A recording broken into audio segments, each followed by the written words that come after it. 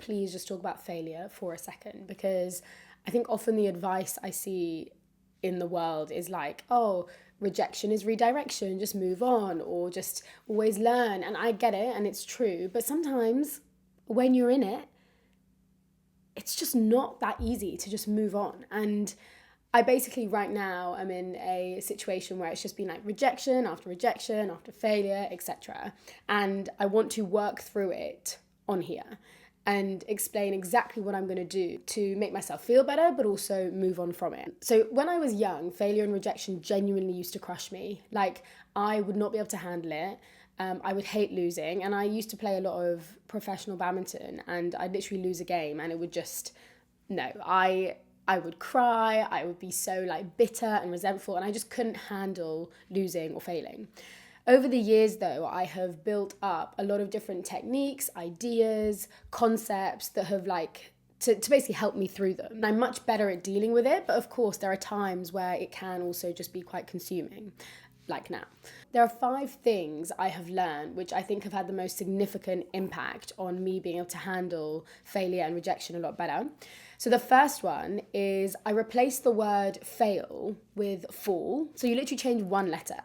But it's actually so powerful because it comes from this idea that when you're on the playground and you're a kid and you fall over, quite quickly you will get back up again. However, when we think of the word fail, I would tend to like wallow in it and like, you know, just like really stay stuck in this idea that I failed. But by replacing the word fail with fall, what it does is not only does it encourage me to get back up again, like a bit quicker, but also I'm not afraid to ask for help. So like, instead of being like, oh yeah, like I failed at this, I'll just be like, oh, like I fell down.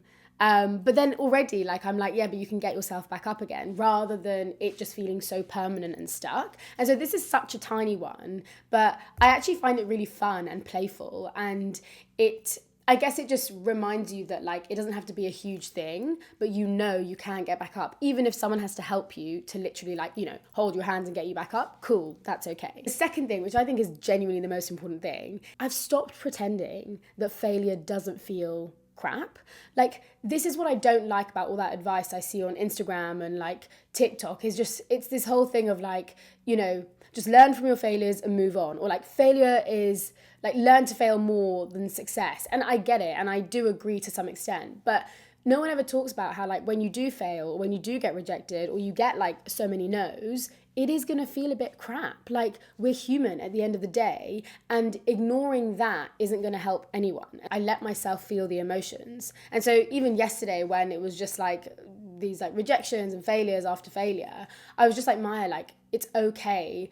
Feel it. If you need to cry, cry. If you need to chat to someone, chat to someone. If you need to write it down, scream, I don't mind. But at the end of the day, like, you don't want to keep that emotion in you. So yeah, it's going to feel a bit rubbish. We don't want it to happen, right? I used to think that if you can't handle failure like that, you're just considered a weak person. So if you do cry, you know, if something goes wrong, then you're weak. But that's just not the case. Like, at the end of the day, feel what you need to feel, and then we can move on rationally. The third thing is, a few years ago, I was reading an article about Sara Blakely.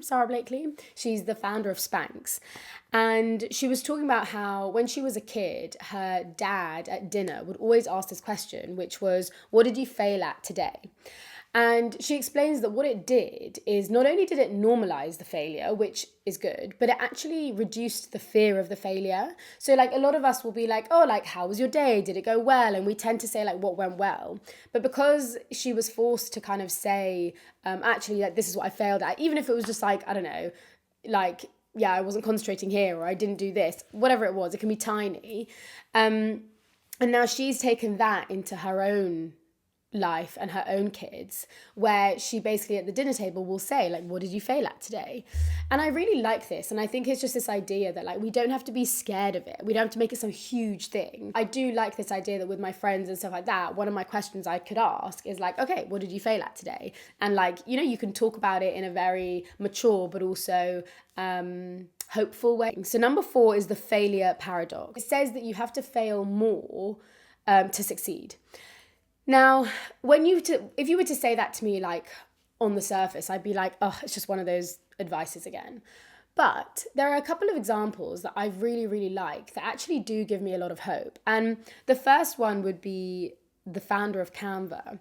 And if anyone uses Canva, it's a great tool where like basically replaces PowerPoint and you do loads of designs, etc. And it's like $1 billion business, but she got rejected from like over 100 VCs. And bear in mind, VCs are the ones who know their stuff about investing and business, all of that. But she literally got rejected from over 100, and yet, like, look at the success she's had, not just in terms of monetary, but also value and also how she's literally changed the world. And I think it's just a good example of how, like, yeah, sometimes you will just fail and get knocked down so many times, but like there is a yes somewhere. It takes one person, it takes one decision, and it is there. The second one, which I find interesting, is like Walt Disney was literally told he wasn't creative by like all his teachers. Isn't that like, just think about that for a second. He is literally the father of creativity, and he's built everything from Disney to all the characters, all of it.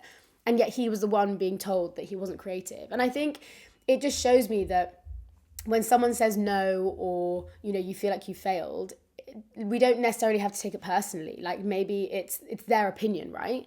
Sometimes you do listen to it and you do take it on board, but at the end of the day, like your belief in yourself has to be stronger. And like, yeah, like I said, that yes is somewhere. And then the last thing, which I need to read this out because there are 3 quotes which really, really help me when I'm feeling like this. So the first is, and I love this one, the most dangerous opponent is the one who isn't afraid to lose. Again, it comes to that fear of failure. I think often that's what so many of us struggle with. But isn't that so empowering? The most dangerous opponent is the one who isn't afraid to lose. Like that gets me. That really gets me. Okay, second one is, failure is a much more faithful teacher than immediate success. Now, I totally agree with this. Like, you know, if you just keep succeeding all your life, you're never going to be forced to learn anything, which is very true. But again, I can't think this rationally until I've felt my emotions. And that is something, a skip a lot of people step. No, it's a step a lot of people skip. And the last one is FAIL equals first attempt in learning. And that's true, right? Like ultimately it is a learning curve. But yeah, so I hope these helped. And like right now, because I'm in this right now, I have felt my emotions yesterday. I also looked at these quotes yesterday. But I think the thing I'm going to remember, the thing that's helping me the most in this situation is just knowing that there's going to be a yes. Like I do know that. And I've now got this mentality that I'm like, okay, give me as many no's as you need to, but like I know that it takes one person, one situation, and like it will happen. So yeah, I think like basically to summarize, like failure and rejection is not easy, and let's not try and pretend that it is. Like it's not. So don't always listen to that advice that just says like, you know, don't just move on for your failures or rejections, just like, you know, pull up your socks and move on. Like, yes, to some extent, but just like also give yourself the time to be like, yeah, this doesn't feel very nice. Now let me move on. So yeah, just my thoughts. Have a great day.